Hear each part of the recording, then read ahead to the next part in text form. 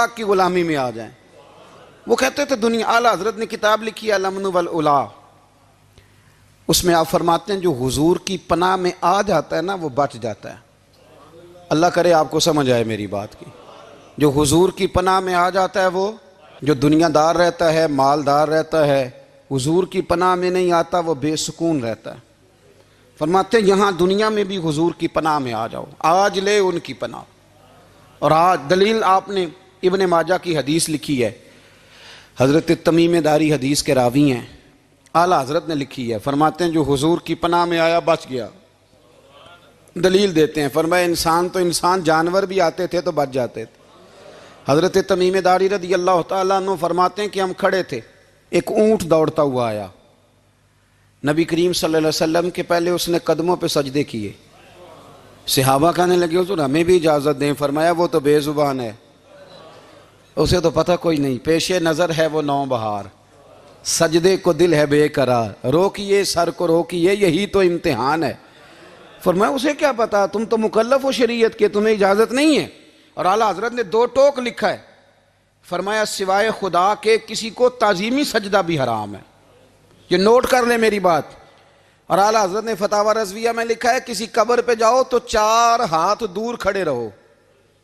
اللہ کرے آپ کو سمجھ آئے، کتنے ہاتھ؟ 4 ہاتھ دور کھڑے رہو، سورۃ فاتحہ پڑھو، درود شریف پڑھو، جس قبر پہ گئے ہو ان کی روح کو اصال ثواب کرو، ان کے وسیلے سے دعا مانگو۔ اعلیٰ حضرت فرماتے ہیں قبر کو سجدہ بالاتفاق حرام ہے، طواف قبر کا کرنا بالاتفاق حرام ہے، بوسہ لینے میں اختلاف ہے کہ جائز ہے کہ ناجائز ہے، لیکن بوسے سے بھی چونکہ شک پڑتا ہے تو فرماتے ہیں احمد رضا کی رائے یہ ہے کہ بوسہ لینے سے بھی بچا جائے۔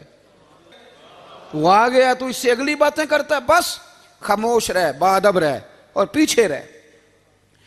تو حضرت تمیم داری کہتے ہیں یہ حدیث اعلیٰ حضرت نے لکھی ہے الامن والعلا میں، فرماتے ہیں کہ اونٹ نے پہلے سجدہ کیا، قدم چومے، پھر اس نے حضور کے کان میں کوئی بات کہی، روزے دے دوالے نے غلامہ دیاں ٹولیاں، ایک پہ سن دے کروڑاں دیاں بولیاں، یعنی اونٹ نے بات کی تو حضور نے وہ بھی سن لی۔ اعلیٰ حضرت کہتے ہیں جو پناہ میں آتا ہے بچ جاتا ہے۔ کہتے ہیں رسول کریم نے نا اونٹ کی پشت پہ ہاتھ پھیرا اور اللہ کے محبوب فرمانے لگے فکر نہ کر، اب تو آ گیا ہے نا تو جیسے تو کہے گا ویسے ہی ہو جائے گا، جیسے تو کہے گا ویسے ہی۔ ابن ماجہ میں موجود ہے، پر میں چونکہ فاضل بریلوی رحمۃ اللہ علیہ کی کتاب سے پیش کر رہا ہوں الامن والعلا سے، تو میں اسی انداز میں پیش کر رہا ہوں جس انداز میں وہاں ہے۔ حضرت تمیم داری کہتے ہیں کہ ہماری سمجھ میں بات کوئی نہ آئی، تھوڑی دیر گزری تو کچھ لوگوں نے ہاتھوں میں رسیاں پکڑی ہیں، خنجر پکڑے ہیں، دوڑے آئے، یا رسول اللہ یہ ہمارا اونٹ ہے۔ حضرت تمیم داری کہتے ہیں میں نے دیکھا کہ جب وہ آ گئے نا خنجر لے کے تو اونٹ حضور کے پیچھے چھپ گیا۔ آج لے ان کی پناہ، آج مدد مانگ ان سے، وہ حضور کے پیچھے چھپ گیا۔ تو کہتے ہیں کہ نبی کریم صلی اللہ تعالیٰ علیہ وسلم نے فرمایا کیا مسئلہ ہے بھائی؟ یا رسول اللہ ہمارا اونٹ ہے، ذبح کرنے لگے تھے دوڑ آیا ہے۔ تو حضور فرمانے لگے وہ تو تمہاری شکایت کر رہا ہے۔ وہ کہتا ہے یا رسول اللہ میں نے برسوں ان کی نوکری کی، برسوں میں نے بڑی نوکری کی۔ صحیح کہتا ہے یا رسول اللہ؟ ٹھیک کہتا ہے حضور، اب بوڑھا ہو گیا ہوں، تھوڑا زیادہ بوجھ نہیں اٹھا سکتا تو مجھے ذبح کر کے کھانا چاہتے ہیں، میں مرنا نہیں چاہتا۔ نبی کریم فرمانے لگے اچھے لوگ یہ صلہ دیتے ہیں؟ انہوں نے عرض کی حضور آپ حکم کر دیں، ہم اس کو چھوڑ دیتے ہیں یا رسول اللہ، نہیں ذبح کریں گے، خدمت کریں گے۔ حضور فرمانے لگے نہیں، اب میرے پاس آیا ہے نا، اب میں نے واپس نہیں کرنا، آج ہو گیا ہے، آج لے ان کی پناہ، آج مدد مانگ ان سے، آج ہو گیا یا رسول اللہ پھر رکھ لیں۔ حضور نے فرمایا نہیں بھائی پیسے بتاؤ کتنے؟ یا رسول اللہ نہیں کچھ نہیں۔ نبی کریم علیہ السلام نے فرمایا نہیں، بتاؤ کتنے، بتاؤ کتنے؟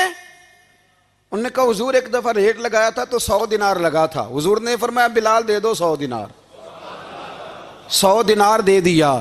اعلیٰ حضرت فرماتے ہیں دیکھو ان کی پناہ میں آنے کی برکتیں کتنی ہیں۔ ان سے کہا تم جاؤ، وہ چلے گئے۔ حضور نے پشت پہ ہاتھ پھیرا، فرمایا جا تو آزاد ہے۔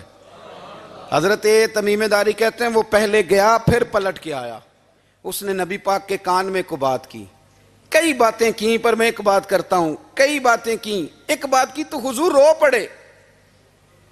اونٹ چلا گیا، ہم نے عرض کی حضور یہ کیا کہہ گیا ہے؟ تو محبوب فرمانے لگے یہ کہہ گیا یا رسول اللہ جس طرح آپ نے مجھے چھری سے بچایا ہے میں دعا کرتا ہوں اللہ آپ کی امت کو جہنم سے محفوظ فرمائے، اللہ جہنم سے بچائے آپ کی امت کو، اس طرح مجھے چھری سے آپ نے محفوظ کیا۔ اعلیٰ حضرت فرماتے ہیں کن چکروں میں پڑے ہوئے ہو، کن چکروں میں؟ پیسوں کی پناہ لیتے ہو، عہدوں کے پیچھے چھپتے ہو، دولت کے پیچھے چھپتے ہو، تعلقات کے پیچھے چھپتے ہو۔ فرمایا مصیبت آئے گی تو یہ سارے ہٹ جائیں گے، اگر پناہ لینی ہے تو مدینے والے محبوب کی پناہ لو، دروازہ رسول پہ آؤ، نبی کریم کی بارگاہ میں جھکو، حضور سے پیار کرو۔ اعلیٰ حضرت فرماتے ہیں محبوب کا ادب کرو، رسول اللہ کی غلامی کرو۔ فرماتے ہیں پھر کے گلی گلی تباہ، ٹھوکریں سب کی کھائیں کیوں، دل کو جو عقل دے خدا تو تیری گلی سے جائے کیوں۔ اور فرمانے لگے جان ہے عشق مصطفیٰ روز فزوں کرے خدا، جس کو ہو درد کا مزہ وہ ناز دوا اٹھائے کیوں، جس کو ہو درد کا مزہ وہ ناز دوا اٹھائے کیوں۔ انہوں نے محبوب کریم کی محبت کا پیغام دیا، صحابہ کی محبت کا، بولیے، صحابہ کی محبت کا پوری کتاب لکھی حضرت صدیق اکبر جناب عمر کے فضائل پر۔ اور مزے کی بات یہ ہے کہ اعلیٰ حضرت نے نا اردو شاعروں میں سے کسی کو توفیق نہیں ہوئی حضور کو شہنشاہ کہنے کی، اعلیٰ حضرت نے کہا میرے نبی شہنشاہ ہیں۔ دلیل کیا دی؟ فرمانے لگے پڑھو ترمذی، حضور نے فرمایا میرے دو وزیر زمینوں میں ہیں دو آسمانوں میں، زمین کے دو وزیروں کے نام ابو بکر اور عمر ہیں، آسمان کے دو وزیر ہیں جبریل اور میکائیل۔ تو اعلیٰ حضرت کہنے لگے حضور وزیر تو کسی شہنشاہ کے ہی ہوتے ہیں، پھر کہہ لو نا شہنشاہ۔ تو پھر فرمانے لگے حاجیو آؤ شہنشاہ کا روضہ دیکھو، حاجیو آؤ شہنشاہ کا روضہ دیکھو، کعبہ تو دیکھ چکے اب کعبے کا بھی کعبہ دیکھو، کعبہ تو دیکھ چکے اب کعبے کا بھی، غور سے سن تو رضا کعبے سے بھی آتی ہے صدا، میری آنکھوں سے میرے پیارے کا روضہ دیکھو۔ اعلیٰ حضرت نے ساری زندگی اور صحابہ کرام کی بات کی، اہل بیت کی بات کی، اولیاء کی بات کی، صوفیاء کی بات کی، دفاع کیا سب کا، سب کے شانوں میں لکھا، امت کو بتلایا کہ اپنے بزرگوں سے جڑے رہو گے تو بچے رہو گے۔ اعلیٰ حضرت نے طنز کرنے سے، تنقید کرنے سے، بلا وجہ غلطیاں نکالنے سے اور ایک دوسرے پر لان تان کرنے سے ہمیں بچنے کو کہا۔ اعلیٰ حضرت فرماتے ہیں کوئی علم اگر آ جائے نا تو اس کا معنی یہ نہیں کہ سب کو جاہل سمجھ لینا چاہیے۔ سمجھ آ رہی ہے میری بات کی؟ ہم جس شعبے میں بھی ہوتے ہیں نا سامنے والے کو ان پڑھ ہی سمجھتے ہیں۔ مولویوں کے بارے میں بعض لوگوں کا خیال ہے کہ یہ پتہ نہیں کون سی مخلوق ہے، ان کو کیا پتہ دنیا داری کا۔ میں صحیح کہہ رہا ہوں۔ اسی طرح جو میرے شعبے سے تعلق رکھنے والے لوگ ہیں وہ کہتے ہیں شاید سارے تاجر دو نمبر طریقے سے ہی مال کماتے ہیں۔ یہ ہو نہیں سکتا، ایسا ہو نہیں سکتا۔ ہمیں نا دوسروں کی اہمیت کی خبر رکھنی چاہیے، ہم ایک دوسرے سے پیار، ہم طنز کرتے ہیں، تنقید کرتے ہیں۔ فاضل بریلوی منع کرتے تھے، آپ فرماتے ہیں یہ طریقہ درست، ہم جب غلطیاں نکالنے پہ جاتے ہیں تو معاذ اللہ اتنا اوپر بن جاتے ہیں کہ معاذ اللہ ثم معاذ اللہ اللہ رسول تک پہنچ جاتے ہیں۔ اعلیٰ حضرت کے زمانے میں ایک شخص نے کہہ دیا نبی پاک کا خیال آئے تو نماز ٹوٹ جاتی ہے۔ عقل ہے نا جی، جہاں مرضی لے جاؤ۔ وہ کہنے لگا جی میں نے خالص اللہ کے لیے پڑھنی ہے نا فلسفہ عجیب، نبی پاک کا خیال آئے تو نماز۔ اعلیٰ حضرت فرمانے لگے تو بڑا ہی پاگل ہے، جب تو کہے گا السلام علیکہ ایھا النبی خیال آئے گا کہ نہیں؟ فرمانے لگے تو بڑا ہی نادان ہے، جب تو کہے گا اللہم صلی علی محمد وعلی خیال آیا کہ نہیں آیا؟ فرمانے لگے تو نبی پاک کی بات کرتا ہے، نماز میں تو ابا اماں کا بھی خیال آتا ہے، ربنا اغفر لی والدیّ۔ فرمانے لگے ربے کے خیال سے نہیں ٹوٹتی تو مدینے والے کے خیال سے کیسے ٹوٹ گئی؟ فرمانے لگے بڑا ہی بیوقوف ہے تو۔ اعلیٰ حضرت فرمانے لگے تو کہتا ہے حضور کا خیال آئے تو ٹوٹ جاتی ہے۔ فرمانے لگے جب تک حضور کا خیال آئے نہ نماز ہوتی ہی نہیں، جب تک حضور کا خیال نہ آئے نماز ہوتی ہی نہیں، سوال ہی نہیں پیدا ہوتا۔ لوگوں نے کہا جناب وہ کس طرح؟ تو اعلیٰ حضرت فرمانے لگے اللہ نے کہا قرآن میں واقعی الصلاۃ نماز پڑھو، یہ نہیں بتایا کتنی پڑھنی ہے، اور یہ بھی نہیں بتایا فجر کی کتنی پڑھنی ہے، یہ بھی نہیں بتایا ظہر کی، یہ بھی نہیں بتایا قیام کیسے کرنا ہے، ہمیں یہ بھی نہیں بتایا رکوع کیسے کرنا ہے۔ ہمیں پتہ کیسے پتہ چلا؟ جب صحابہ نے کہا نا رب کہتا ہے نماز پڑھیں تو کیسے پڑھیں، تو حضور فرمانے لگے سلو کما رأیتمونی اصلی، نماز اس طرح پڑھو کرو جس طرح مجھے پڑھتے ہوئے دیکھتے ہو۔ تو کہا یہ تو کیسی عجیب بات کر رہا ہے کہ نبی کریم صلی اللہ علیہ وسلم کا خیال آئے۔ اور پھر بڑی مزیدار بات، ایک شخص نے اعلیٰ حضرت سے آ کے نا، اس زمانے میں نا ایک آریہ مذہب ہوتا تھا، اب اللہ کا شکر ہے وہ کوئی نہیں، اب ویسے جو بڑے نئے نئے مذہب نکل آئے ہیں، جو آدمی جتنا پڑھ جاتا ہے معاذ اللہ وہ ایک نئی بات ہی شروع کر دیتا ہے، اور جو انوکھی بات کرے اس کے پیچھے رش بھی زیادہ ہو جاتا ہے، سٹائل ذرا ہٹ کے ہو نا جی تو ذرا ماحول جلدی بن جاتا ہے۔ تو وہ آریہ مذہب تھا، تو وہ ایک آریہ آ گیا اعلیٰ حضرت کے پاس، آ کے کہنے لگا کہ فرض کی اہمیت زیادہ ہے کہ سنت کی؟